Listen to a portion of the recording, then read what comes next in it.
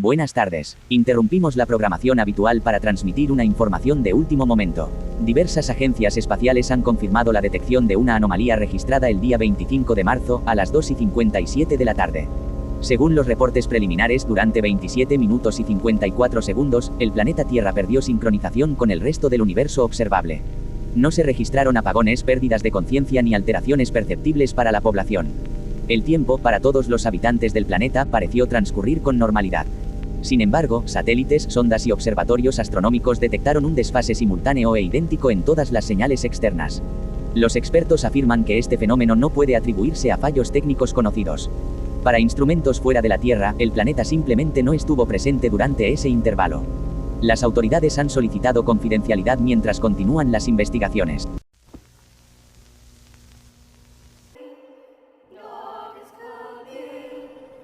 No hubo una sacudida repentina, ni un colapso en la inconsciencia, ni una transición a la oscuridad total y viceversa. Nada.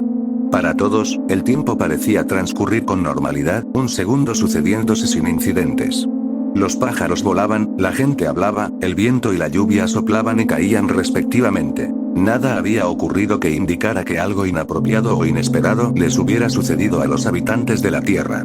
Solo quienes miraban más allá de nuestro planeta y su anillo de satélites en constante parloteo, descubrían ahora que el resto del universo contaba una historia diferente. La NASA y las agencias espaciales relacionadas fueron las primeras en notarlo. Las señales de las misiones en curso, más allá de las que orbitaban la Tierra, presentaban un desfase de casi 30 minutos. Una investigación frenética reveló que se producía la misma discrepancia horaria en todas las señales entrantes. Naturalmente, llegaron a la conclusión de que el problema no debía residir en estos elementos externos, sino en los ordenadores terrestres. Pero esto condujo a una pregunta más importante. ¿Era posible que se produjera un fallo informático, pero que todos los ordenadores de las diversas agencias espaciales del mundo mostraran el mismo fallo exactamente al mismo tiempo? Naturalmente, la siguiente respuesta obvia fue un virus o un sofisticado ataque informático global. Se estaba debatiendo la creación de un equipo internacional para investigar un ciberataque tan grande y bien coordinado cuando llegaron las primeras señales de alarma de astrónomos confundidos y preocupados, y se conoció la verdadera importancia de lo sucedido. Utilizando datos obtenidos de conjuntos telescópicos en Hadley-Bank, Palo Alto, Mount Pleasant y otros en todo el mundo, contrastados con registros estelares existentes y modelos computacionales de la galaxia local y más allá, se hizo evidente que, durante 27 minutos y 54 segundos, la Tierra había estado desincronizada con el resto del tiempo y el espacio conocidos. En esencia, el mundo tal como lo conocíamos desapareció durante este periodo, para luego regresar como si nada hubiera sucedido. A todos los efectos, durante ese breve lapso de tiempo, habíamos dejado de existir. El equipo internacional de investigación fue reorganizado, con un cheque en blanco, asignándole recursos selectos y las mentes más brillantes en sus respectivos campos, todo para investigar este suceso, bajo juramento de absoluto secreto. Nadie necesitó que se le explicara el pánico que se desataría si esta información se hiciera pública antes de que se pudiera dar una explicación adecuada, y con suerte tranquilizadora, del suceso.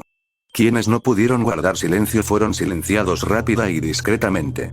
A pesar de los diversos nombres de proyecto asignados a los subequipos, los participantes comenzaron a referirse al evento, medio en broma, como el día que Dios parpadeó. En conversaciones informales entre los miembros del proyecto, el nombre se acortó aún más a simplemente el parpadeo. Después de 6 timbres, Ben finalmente abrió la puerta. Mark. ¿Qué haces aquí? Me invitaste, ¿recuerdas? ¿En serio? Qué raro.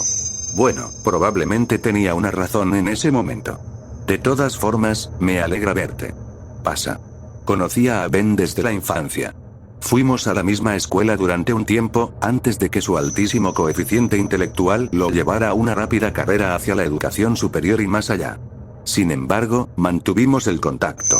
Sus padres fueron lo suficientemente sensatos como para comprender que necesitaba una base sólida en el mundo real y fomentaron nuestra amistad con las habituales pijamadas y acampadas. Su inteligencia consistió en obligar a Ben a no dejar que sus habilidades sociales se deterioraran por completo, como les pasaba a muchos niños muy inteligentes. Como resultado, aunque a menudo se distraía y era olvidadizo, seguía desenvolviéndose en la sociedad con cierto éxito. Tras terminar nuestros respectivos estudios, ambos nos pasamos al sector de las tecnologías de la información, aunque a niveles muy diferentes. Yo trabajaba en soporte técnico, principalmente en el mantenimiento de sistemas de seguros para diversas pequeñas empresas independientes. Era aburrido, pero pagaba bien y me permitía viajar. Él, en cambio, trabajaba por cuenta propia y prefería trabajar desde su apartamento de la soledad, como él lo llamaba, refiriéndose a sí mismo como técnico consultor. Se le había ocurrido viendo repeticiones de Sherlock. Su trabajo era mucho más variado y avanzado, y aunque nunca admitió abiertamente haber pirateado, sin duda tenía suficientes conocimientos técnicos y experiencia como para haber trabajado en empresas como Google, Microsoft e IBM cuando necesitaban a alguien que probara la nueva e inquebrantable seguridad que acababan de implementar, o que rastreara a quienes posteriormente habían logrado vulnerarla. Me comentó que prefería este último trabajo. Le daba la emoción de la búsqueda y, además, solía estar mejor pagado. Lo que era menos conocido era el trabajo que ocasionalmente realizaba fuera de los registros para grupos como el Departamento de Defensa y Lansa. Admitió que trabajar para ellos tenía dos propósitos. Primero, querían su experiencia y brillantez, y segundo, les permitía controlar su experiencia y brillantez. Esto no le importaba, como explicó en una ocasión. Bueno, les hace felices saber dónde estoy y qué hago. O al menos lo que creen que hago, y entonces sonreía y me pasaba el último correo electrónico descifrado que había interceptado. No hacía nada con lo que encontraba, simplemente disfrutaba del reto. Para ser sincero, a veces era difícil identificar quién era Ben y cuáles eran sus motivaciones en cada momento. Crecí aceptándolo a él y a sus excentricidades, y pronto llegué a la conclusión de que su vida era un complejo patrón de impulsos e ideas, entretejido con hilos que eran tan locos como geniales. Estaba su creencia de que cada vez que alguien decía abracadabra, un ángel perdía las alas, o que el resfriado común existía como una vasta mentalidad de colmena que evitaba ser detectada por sus elementos, saltando constantemente de un cuerpo a otro. Cosas locas como esas. La mitad del tiempo pensaba que bromeaba. El resto, solo esperaba que tuviera el suficiente sentido común para controlarse en público. Luego estaban las veces que hacía y decía cosas que terminaban en el extremo opuesto, cuando lo que decía tenía un sentido absoluto e inquietante. En esas ocasiones, hablaba con una lucidez que parecía romper con toda la basura que la humanidad había construido en torno a sus certezas y creencias, como si hubiera tocado una verdad universal que todos deberíamos conocer por derecho. Lo único que podía hacer en esos momentos era maravillarme de cómo alguien con semejante caleidoscopio por cerebro, albergando constantemente semejante torbellino de pensamientos contradictorios, podía de repente unir todos esos elementos para producir esas únicas luces de verdad, de una blancura cegadora. Luego, de repente, se desviaba del tema y acusaba a sus vecinos de ser agentes de la CIA que estaban probando neurotoxinas en los gatos locales, y volvíamos a la normalidad. Aún así, acudí a su llamado. A pesar de las teorías disparatadas y las manías, sin duda fue la conversación más entretenida, además de que su biblioteca de películas descargadas ilegalmente era una maravilla. Eso, y que era mi amigo. Fue durante un trabajo para la NASA, mientras navegaba por sus sistemas seguros, buscando pruebas del Área 51 durante su tiempo libre, que lo llevó a descubrir y luego a reconstruir todos los hechos relacionados con el 25 de marzo y el parpadeo encontrado por el equipo internacional hasta el momento. Siendo su único amigo cercano, decidió contarme sobre esta conspiración en curso, principalmente para poder presumir de su talento una vez más, de ahí la invitación.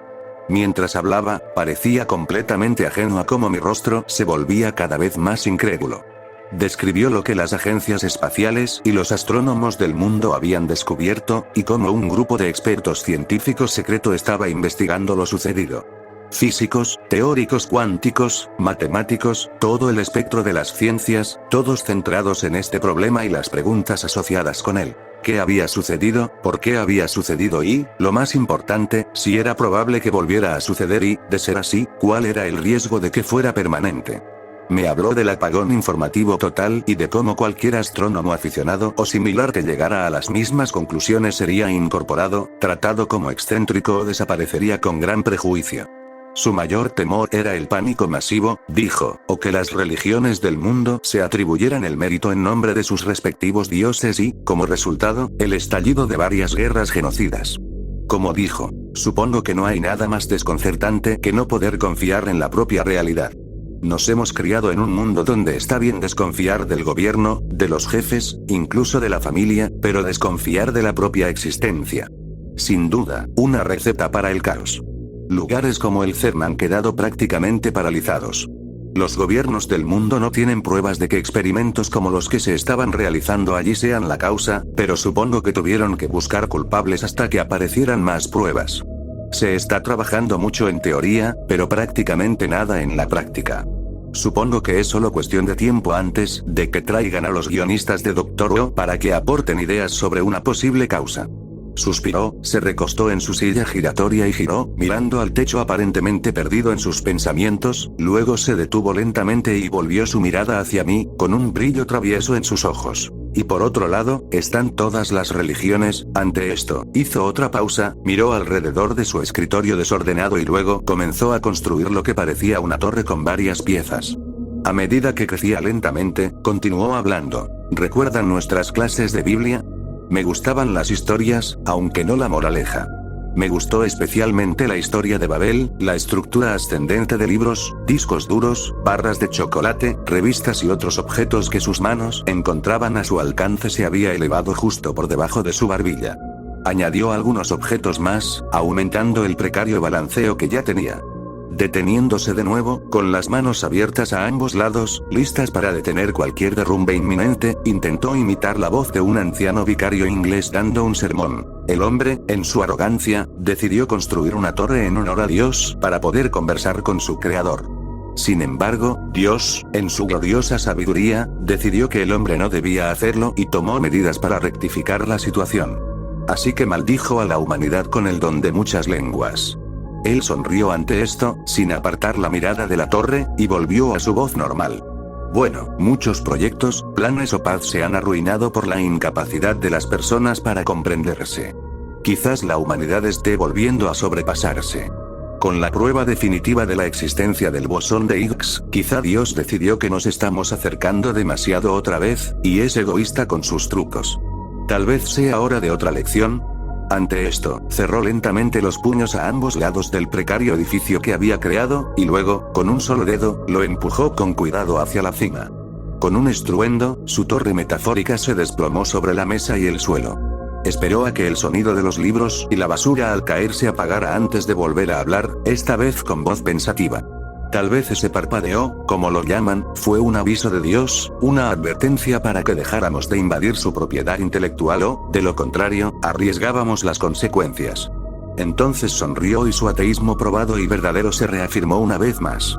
Personalmente, mirando todos los hechos acumulados hasta ahora, creo que la respuesta está aún más lejos, dijo, con una sonrisa cómplice en su rostro. Me tomé un descanso para relajarme, negando con la cabeza ante esta nueva teoría de la conspiración.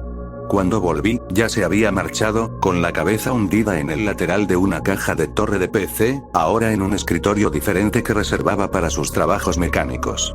Hubo un silencio un rato, roto solo por su tarareo mientras jugueteaba dentro de la caja, mientras yo buscaba un sitio razonablemente limpio donde sentarme. Entonces, de repente, volvió a hablar, su voz extrañamente enmascarada por la caja. Como decía, creo que las respuestas que buscan están más lejos. De hecho, tengo pruebas estadísticas. ¿Estadísticas? ¿Tú? A menudo se había reído de las estadísticas en el pasado y las culpaba del 63,75% de los males del mundo, en su desquiciada pedantería. De hecho, había elaborado una fórmula que, según él, demostraba esta cifra. Dicho esto, una vez me dijo que podía destruir el mundo con una sola hoja de cálculo, y en mis momentos más fatalistas le creí sinceramente. Acepto que las estadísticas, con toda su aparente infalibilidad, son las cosas más falibles del mundo, murmuró desde el interior de la caja, mientras buscaba sin rumbo un destornillador en el escritorio junto a él con una mano teñida de naranja y negro por una mezcla de grasa y cheetos. Toma una obra de ficción y añádele números, y de repente se convierte en no ficción. Añádele un gráfico circular y un gráfico, y se convierte en una verdad inviolable. Tonterías, dije, escuchando apenas a medias mientras me relajaba en un puz grande y sucio, lleno de envoltorios y algún que otro cable. Luego retiró la cabeza del estuche, me miró a los ojos y dijo con un brillo diabólico en los suyos: páselo a las personas adecuadas, en los lugares adecuados, en el momento adecuado, y se convierte en ley. respondí, decidiendo no seguir entreteniendo sus fantasías paranoicas en favor de una revista que acababa de encontrar en el suelo entre toda la otra basura descartada al azar como parte de su estilo de vida poco ordenado y poco higiénico. Gruñó por mi falta de entusiasmo por continuar con uno de sus temas favoritos y volvió a enterrar la cabeza en la torre una vez más antes de continuar de todos modos. Sin embargo, en esos casos me refiero a tus estadísticas básicas y sesgadas. Marketing, grupos de presión, política, ese tipo de basura poco fiable. Ahora bien, el reconocimiento de patrones, ese elemento dentro del campo de las estadísticas que de otro modo serían explotables, si tengo tiempo para ello. Sacando la cabeza de nuevo, miró alrededor del escritorio donde estaba el caso, moviendo papeles de un lado a otro mientras continuaba, parcialmente perdido en sus pensamientos. Por supuesto que has oído hablar de SETI, espera, si nos dirigimos a territorio alienígena, puedes besarme el trasero aquí ahora. Me fulminó con la mirada y yo levanté las manos en el aire con resignación, murmurando, lo siento, por favor continúa, ¿tú qué sabes? Gracias. SETI, la búsqueda de vida extraterrestre, tiene como uno de sus trabajos el análisis de las señales que rebotan dentro y alrededor de nuestra galaxia. De lo cual nunca han encontrado ninguna prueba concluyente de vida inteligente, le recordé con insistencia. Me ignoró. ¿Y si los patrones que han estado buscando son erróneos? ¿Y si se pudieran analizar estas señales aparentemente aleatorias de otra manera? ¿Y si hay un patrón, pero se extiende a lo largo de un período tan largo que ni siquiera se percibe como tal? Ajá. Triunfalmente, su mano salió de una pila de libros, agarrando un bloc de notas adhesivas, esparciéndolas por el escritorio.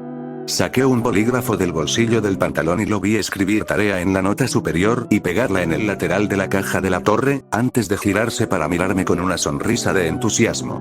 ¿Has vuelto a ver Discovery Channel? ¿Hay un especial de ovnis esta semana? Pregunté con insistencia. Me miró indignado, aunque noté que rápidamente cerró una guía de televisión que estaba abierta en su escritorio entre el desorden. ¿Y si te dijera que he creado mi propio algoritmo de reconocimiento de patrones? ¿Y si te dijera que he encontrado un mensaje en esas señales? Tonterías, dije en voz baja, de repente menos seguro de mí mismo, ahora más que un poco conmocionado por lo que esto significaba si realmente había tenido éxito en descubrir un mensaje de una raza extraterrestre.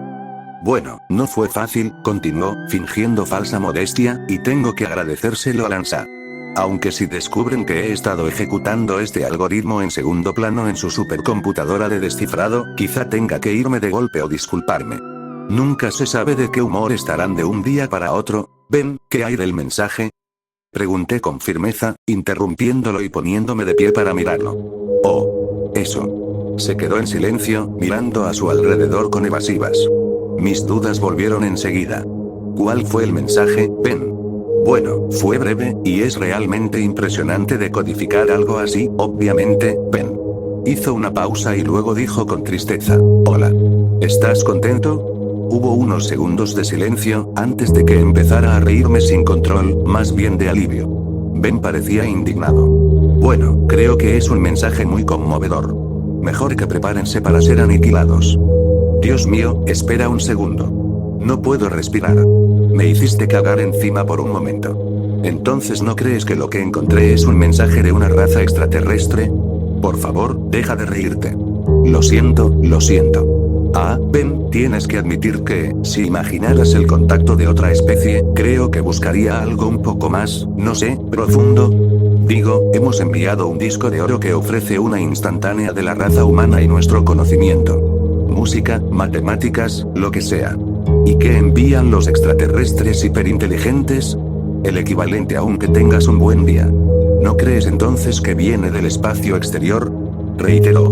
Miré su expresión de dolor y respondí con un tono más razonable. Mira, Ben, lo siento. Creo que tu algoritmo encontró un patrón que no existía y extrapoló su significado. Me giré y volví a la silla y a leer la revista.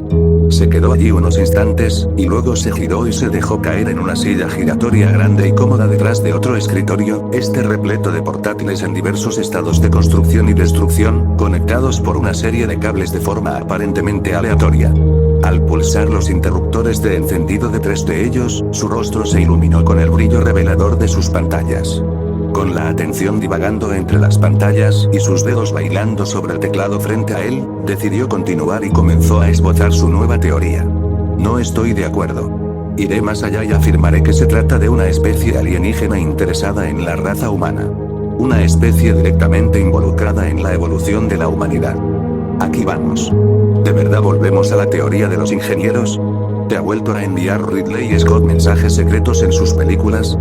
Murmuré, sin levantar la vista de la página que estaba leyendo. Él ignoró esto y continuó. Piénsalo. El cuerpo humano es una máquina asombrosa. Se autorregula, se cura y tiene la capacidad de crear más de sí mismo mediante la reproducción. ¿Creía que solo creías en lo que habías vivido por ti mismo? Pregunté, mirándolo por encima de la revista, con una voz ahora abiertamente divertida. Lo vi fruncir el ceño antes de continuar con su monólogo.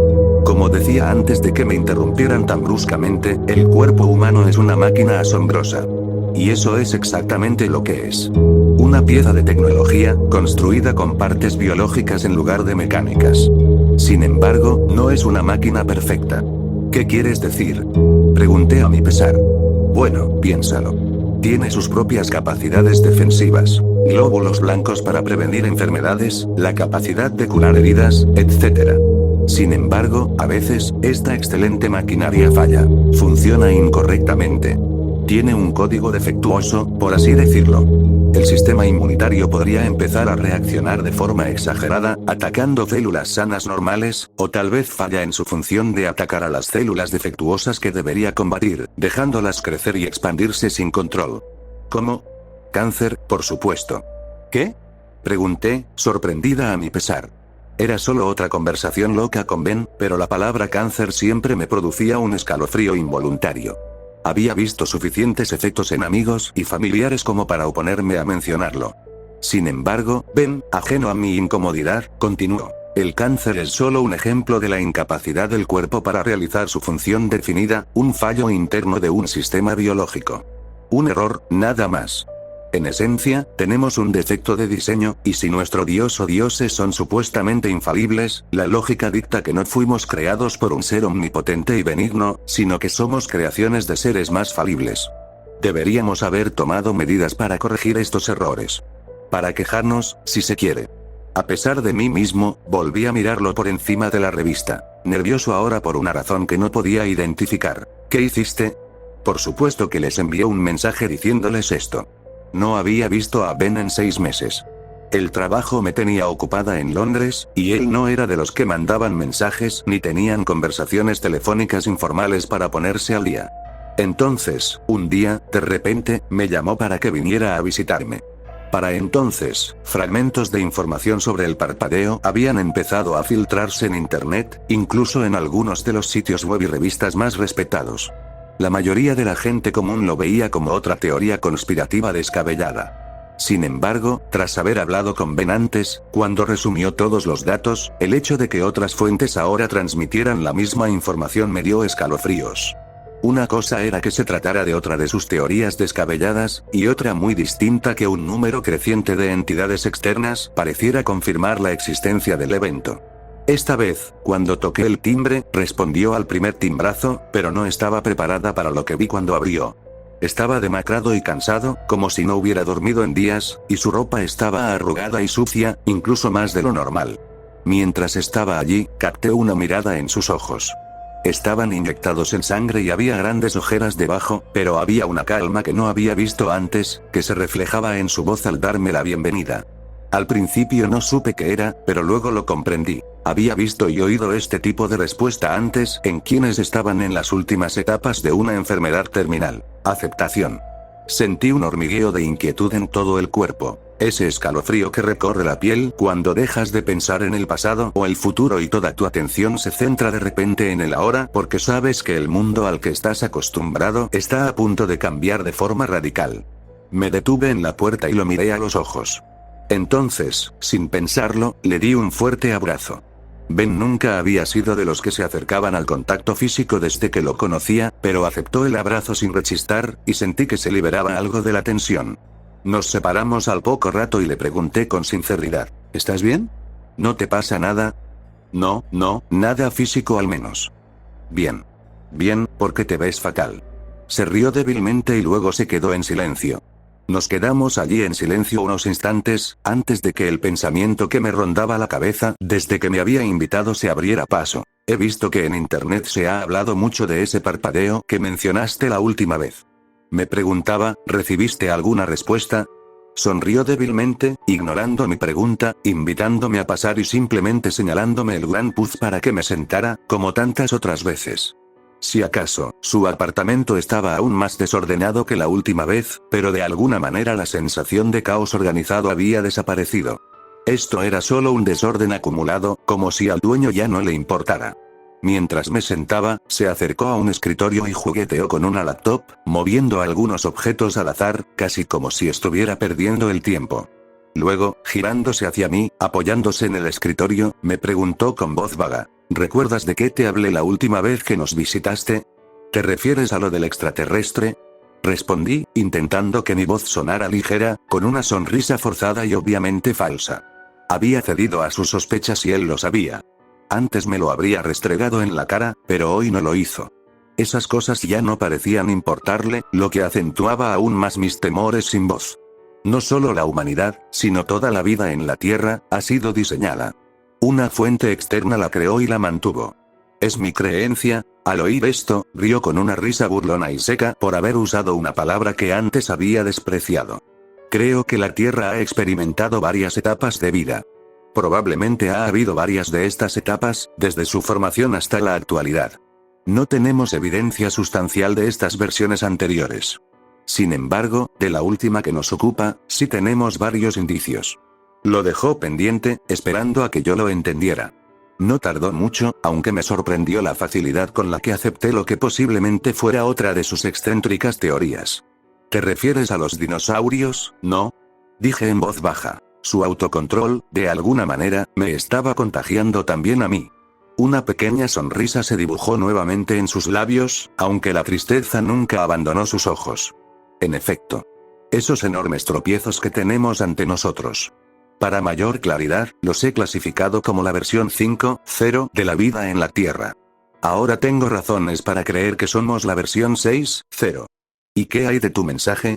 ¿Recibiste respuesta? Pregunté de nuevo, con un poco más de impaciencia. No solo mi mensaje. La Tierra lleva varios años enviando señales de radio y más. Si podemos detectar sus señales, como he demostrado, sin duda podrán captar las nuestras, incluso las no deseadas. ¿Qué intentas decir, Ben? Que recibieron nuestros mensajes y tomaron medidas. Intenté tragar ahora con la garganta seca. ¿Qué acción? Trabajas en soporte técnico. ¿Cuál suele ser tu primera recomendación cuando algo deja de funcionar correctamente? No sé, normalmente apagarlo y encenderlo de nuevo funciona en la mayoría de los casos. Ante esto, mi voz se fue apagando al darme cuenta de lo que quería decir, de lo que esto decía sobre el 25 de marzo y los 27 minutos y 54 segundos perdidos. Ben se echó a reír, y la risa se apagó en una tos triste al ver que lo que había dicho se grababa en mi mente. De repente, se fue por las ramas, como en los viejos tiempos, y lo escuché a pesar del malestar que sentía en el estómago por lo que estaba pensando. Carros de los dioses. Carros de los malditos dioses. Imagínate. Extraterrestres bajando para enseñar nuevos trucos a civilizaciones antiguas. O quizás no. Quizás la versión 6.0 aún estaba en garantía en ese momento y parte de esa garantía incluía mantenimiento in situ. Diablos. Apuesto a que los dioses griegos son consultores extraterrestres enviados para solucionar errores. Te hace preguntarte qué código desastroso desencadenó Pompeya. Cállate. Grité de repente. Quizás estaba en uno de sus momentos de locura otra vez, pero sabía que no. Mi parte cuerda y lógica no quería más verdades. Sabía que no podía soportar más. Levanté la vista y Ben me miraba fijamente, no con enojo, sino con compasión. Se sentó a mi lado en el puff y me pasó una cerveza que, obviamente, acababa de sacar de la pequeña nevera que tenía detrás de su escritorio. Tomé un trago largo, dejé que mi respiración se calmara y luego se la devolví. Interpretando eso como una señal para continuar, lo hizo, pero esta vez más bajo, menos teñido del tono histérico que parecía estar surgiendo en su discurso anterior, como si hubiera alcanzado el punto álgido de su locura y ahora se estuviera apagando. Eso explicaría por qué tanta gente creía en panteones de dioses en aquellos tiempos. Ingenieros extraterrestres apareciendo para arreglar el sistema mientras aún teníamos cobertura.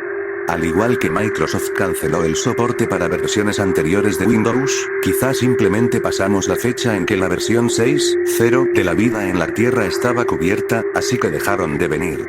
Tomó un trago y lo devolvió, con voz melancólica, los ojos desenfocados, tratando de mirar a través del vacío insondable hacia donde imaginaba que residían nuestros progenitores. Y ahora, en esta era de señales de radio y microondas, los habitantes de la Tierra finalmente envían mensajes y correos electrónicos que sus dioses pueden captar, lamentando este o aquel fallo con sus cuerpos, sus familias y el mundo que los rodea, exigiendo respuestas. Estos mensajes se propagan a través del éter espacial, recogidos por algún servicio de soporte técnico remoto en alguna nebulosa olvidada. La cantidad de mensajes alcanza una masa crítica, un punto estadístico donde es necesario actuar, y un alienígena equivalente a un desertor de la escuela secundaria llamado Gary revisa un trozo de papel en su escritorio buscando las instrucciones de un programa anticuado, se bebió el resto de su cerveza. Y luego lo apaga y lo vuelve a encender. Se hizo el silencio durante unos minutos, durante los cuales se levantó y volvió a la nevera, esta vez trayendo varias botellas más. Se recostó en el puff y me pasó una antes de volver a hablar.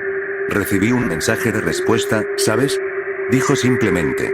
Lo miré con incredulidad y luego pregunté, Dios mío, ven. ¿Qué decía? Sus ojos eran oscuros, y se detuvo un buen rato antes de meter la mano en el bolsillo trasero y desplegar lentamente un papel, murmurando algo sobre software de descifrado, análisis de lenguaje y autoformato de Word antes de pasármelo. Decía, querida Tierra, gracias por responder a nuestra reciente consulta sobre su satisfacción con el software. Trasladamos sus inquietudes al servicio de asistencia técnica correspondiente. Lamentablemente, el soporte técnico para su versión actual de Life 6.0 ha finalizado.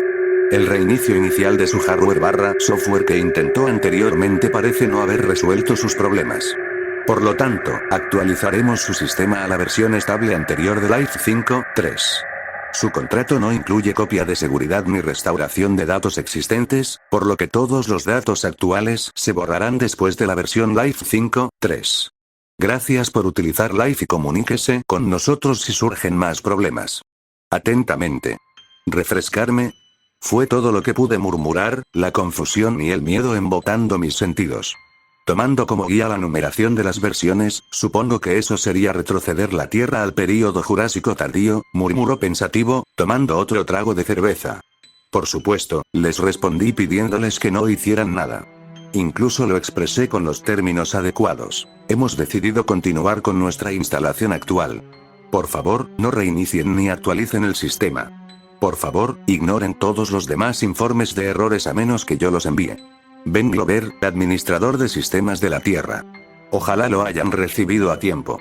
¿Informes de errores? Rezo. Oh. Luego lo miré de nuevo, la mirada de incredulidad era evidente en mis ojos. Administrador de sistemas de la Tierra. Él no me miró a los ojos, sino que mantuvo tímidamente sus ojos fijos en su botella de cerveza. Bueno, tenía que sonar como si estuviera a cargo, ¿no? ¿Crees que recibieron tu mensaje? Pregunté esperanzado después de una pausa. La verdad es que no lo sé. Aunque podemos tener esperanzas. Según mis cálculos, lo sabremos en unas 2 horas. Supongo que por eso te invité. Para que podamos ver el final juntos. Aunque, claro, podríamos desaparecer. Su voz se fue apagando. El silencio reinó de nuevo, roto solo por nuestros ocasionales sorbos. La verdad es que no había mucho más que decir. Después de un rato terminó su cerveza, la apoyó suavemente a su lado y luego bostezó expansivamente, reclinándose en el puff con las manos entrelazadas detrás de la cabeza y dijo con naturalidad. Bueno, para ser sincero, no creo que a los dinosaurios se les haya dado la oportunidad que se merecen la primera vez. Es justo que se les dé otra oportunidad. Me giré incrédula para discutir con él por su actitud irresponsable, y entonces vi la risa apenas contenida en sus ojos. Al fin y al cabo, ¿qué quedaba sino esperar a ver qué pasaba y reírnos de lo absurdo de todo? Se sobresaltó, y yo también, hasta que las lágrimas rodaron por nuestras mejillas. Y allí nos sentamos, riendo y bebiendo cerveza hasta que nuestro mundo terminó, tal vez.